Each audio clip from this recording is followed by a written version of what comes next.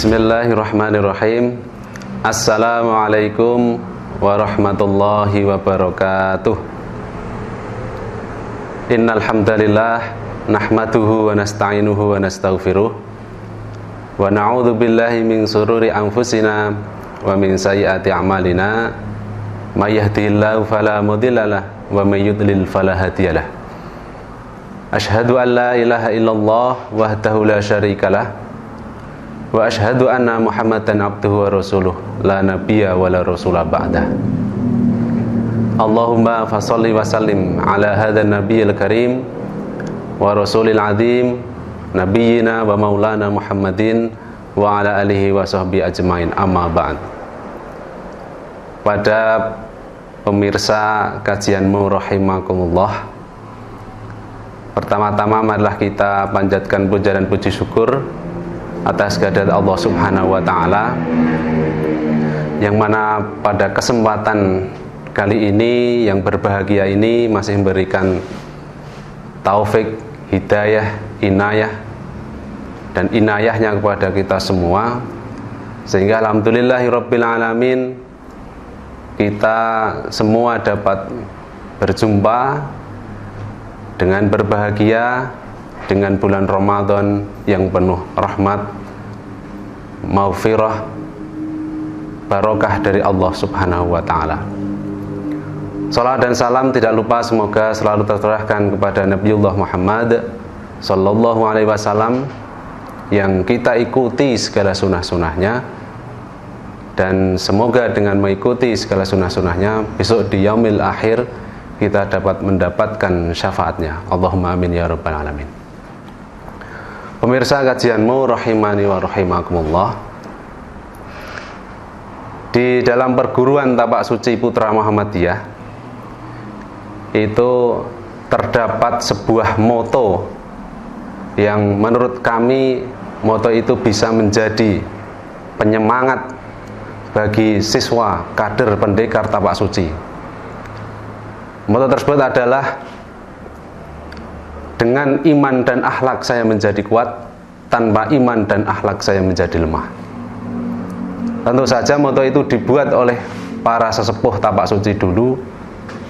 Itu tidak hanya sembarang moto yang tidak ada gunanya. Tentu dari moto tersebut mengandung hal-hal yang syarat-syarat dengan makna keimanan terhadap agama. Di dalam kesempatan yang berbahagia ini, kami akan menyampaikan isi dari moto perguruan Tapak Suci itu.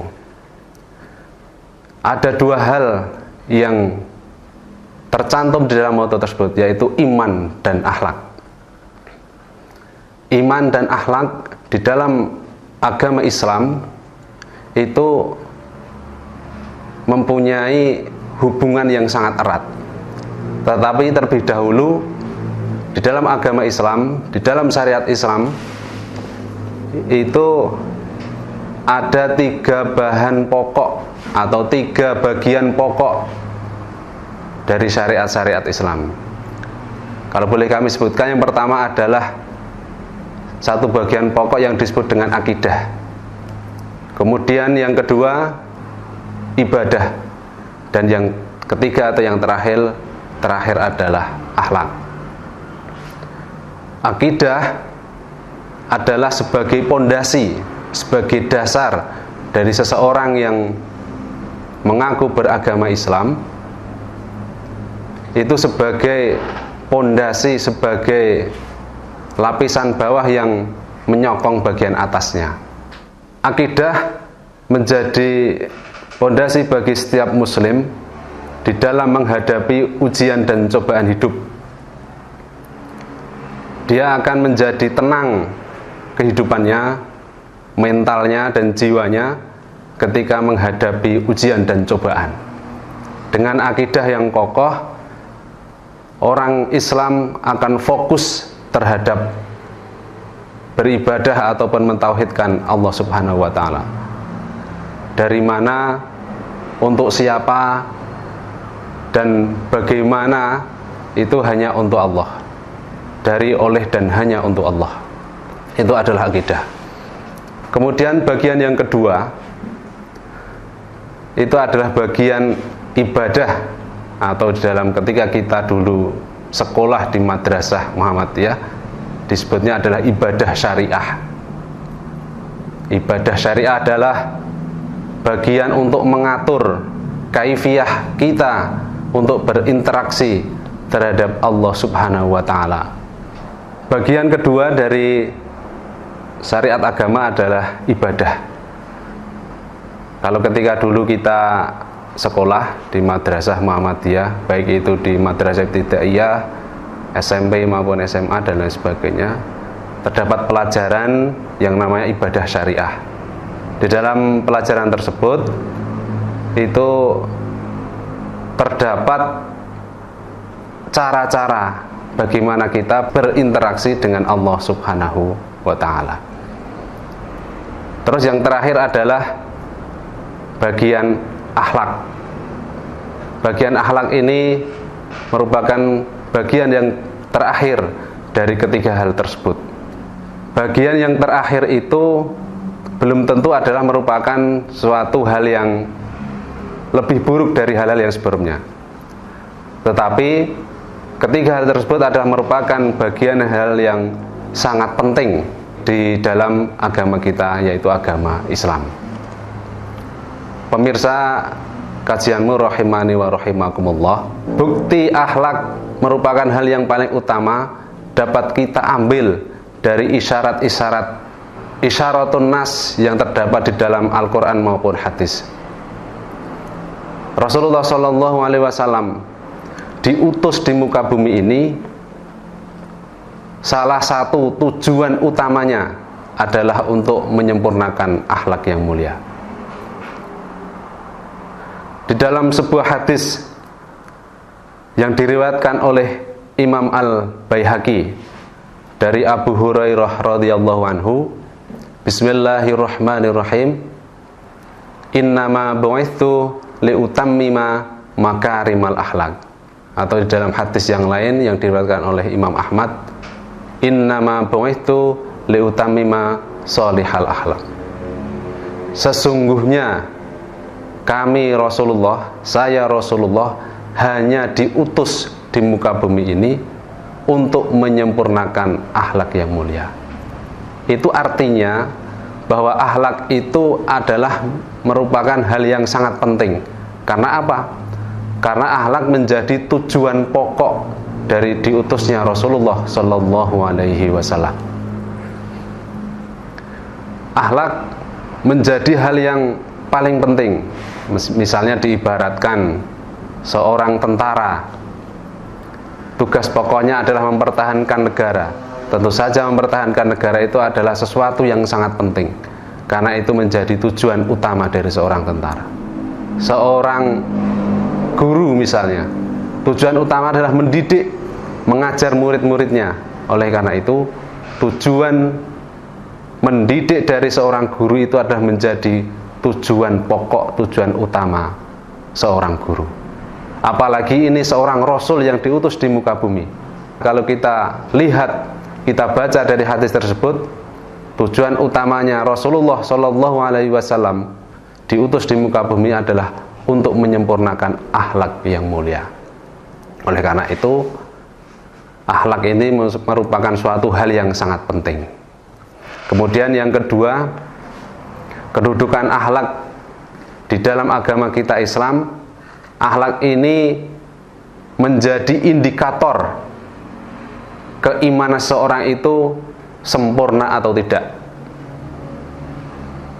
Di dalam hadis Rasulullah Sallallahu Alaihi Wasallam, akmalul mu'minina imanan ahsanuhum khuluqa. Seseorang itu bisa dikatakan sebagai seseorang yang mempunyai iman yang sempurna, akmalul mu'minina imanan, jika mempunyai ahsanuhum khuluqa, atau menjadi mempunyai akhlak yang terpuji. Itu yang kedua. Berarti akhlak itu mempunyai kedudukan yang istimewa di dalam agama Islam. Bahkan bisa dikatakan sejajar dengan keimanan ataupun akidah kita kepada Allah Subhanahu wa Ta'ala. Kedudukan akhlak yang ketiga di dalam Islam adalah yang tidak kalah penting, bahwa hampir semua ibadah yang diperintahkan kepada umat manusia itu bermuara untuk berbuat baik, membentuk akhlak kepada sesama manusia. Di dalam sebuah hadis, wa man kana yu'minu billahi wal yaumil akhir falyaqul khairan aw liyasmut. Sebagai salah satu buktinya, barang siapa yang beriman kepada Allah dan hari akhir, maka dituntut baginya untuk berkata, berucap yang baik. Kalau tidak bisa, diharapkan untuk diam saja. Wa man kana yu'minu billahi wal yaumil akhir falyukrim jarahu. Barang siapa yang beriman kepada Allah dan hari akhir, maka berbuat baiklah kepada tetanggamu. Kemudian yang ketiga, wa man kana yu'minu billahi wal yaumil akhir falyukrim dhaifahu. Barang siapa yang beriman kepada Allah dan hari akhir, berbuat baiklah atau muliakanlah tamu-tamumu. Ini sebagai bukti bahwa Allah itu merintahkan kita untuk berakhlak yang baik. Bukti yang kedua di dalam Al-Quran, a'udzubillahi minasyaitonirrajim, wa aqimis sholah innas sholata tanha 'anil fahsya'i wal munkar. Kita diperintahkan untuk mendirikan sholat, karena sholat itu dapat mencegah dari perbuatan keji dan mungkar. Berarti kan kita disuruh untuk berbuat baik, mempunyai akhlak yang baik kepada seorang. Orang yang mempunyai akhlak yang buruk, tentu saja dia tidak akan mempunyai atau tidak bisa meninggalkan perbuatan keji dan fahsya tadi. Kemudian bukti yang kedua adalah ibadah yang kita lakukan, yang diperintahkan kepada kita itu harus berdampak kepada akhlak yang baik. Misalnya dalam sebuah contoh tentang zakat. Ayat zakat dalam surah At-Taubah, khudh min amwalihim shadaqatan tutahhiruhum wa tuzakkihim biha. Kita diperintahkan untuk mengambil zakat dari seseorang supaya apa? Tutahhiruhum, mensucikan, wa tuzakkihim biha, juga menumbuhkan padanya.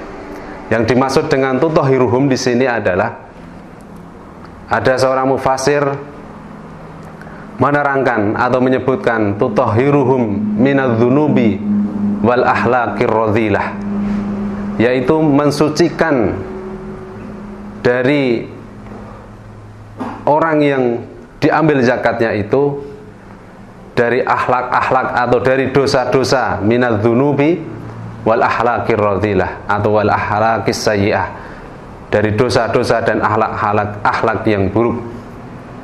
Oleh karena itu, perintah ibadah yaitu perintah zakat itu salah satu tujuan utamanya juga untuk mempunyai akhlak yang baik. Bahkan tidak hanya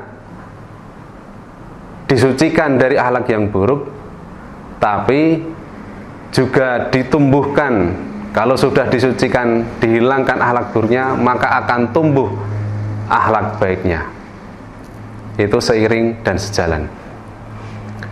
Oleh karena itu, sekali lagi bukti bahwa kedudukan akhlak itu menjadi kedudukan yang sangat mulia di sisi agama Islam atau di dalam agama Islam. Kedudukan akhlak di dalam Islam yang keempat adalah orang yang mempunyai akhlakul karimah, mempunyai akhlak yang terpuji, besok di hari kiamat akan diberi pahala yang luar biasa oleh Allah Subhanahu wa taala, yaitu akan dimasukkan ke dalam surganya Allah. Bahkan disandingkan dengan orang-orang yang bertakwa kepada Allah. Di dalam sebuah hadis yang diriwayatkan oleh Imam At-Tirmidzi dan Imam Ibnu Majah, aktsaru ma yudkhilul jannah, ada seorang yang bertanya kepada Rasulullah SAW, besok di hari kiamat itu siapa ya Rasulullah yang paling banyak akan dimasukkan ke dalam surga? Jawaban Rasulullah adalah taqwallah wa husnul khuluq, yaitu orang yang bertakwa kepada Allah dan mempunyai akhlak yang baik. Oleh karena itu, sesuai dengan moto tapak suci tadi, dengan iman dan akhlak saya menjadi kuat. Ini menjadi modal, ini menjadi bahan bakar bagi kami siswa, kader, pendekar tapak suci untuk berikhtiar, bertawakal, dan juga bertujuan dalam bertapak suci ini adalah untuk membentuk karakter, berakhlakul karimah, dan juga mempunyai keimanan yang kokoh. Bahkan sebaliknya, tanpa iman dan akhlak saya menjadi lemah. Itu membuktikan bahwa kalau kita itu tidak mempunyai iman yang kokoh dan akhlak yang baik, itu akan melemahkan diri kita. Karena kalau bicara di dalam tentang akhlak ini, sahabat Umar bin Khattab ini memberikan contoh atau tauladan kepada kita. Beliau itu akan mendoakan rahimallah, mendoakan kepada orang-orang yang mengoreksi dirinya tentang akhlak. Kebanyakan dari kita, kalau kita itu dikoreksi oleh seseorang tentang akhlak kita, kita akan marah, kita akan bahasa Jawanya serik dan lain sebagainya, jengkel mungkin, kamu pikir saja urusanmu sendiri, mungkin seperti jawaban kita. Tapi sebaliknya dengan Khalifah Umar bin Khattab, kalau dikoreksi tentang akhlak beliau, beliau malah akan bersyukur dan mendoakan kepada orang yang memberikan koreksi tersebut. Perlu kami sampaikan bahwa kalau kita dikoreksi oleh seseorang, itu kita harus senang sebenarnya. Karena apa? Karena justru itu akan membuat diri kita lebih baik. Karena yang bisa menilai diri kita adalah orang lain, bukan diri kita sendiri. Demikianlah yang dapat kami sampaikan tentang pentingnya iman dan akhlak, dan memang itu adalah kedudukan di dalam agama kita yang kedudukan itu sangat mulia. Jika ada kurang lebihnya kami mohon maaf. Dengan iman dan akhlak saya menjadi kuat, tanpa iman dan akhlak saya menjadi lemah. La haula wa la quwata illa billahil aliyyil azim. Wassalamualaikum warahmatullahi wabarakatuh.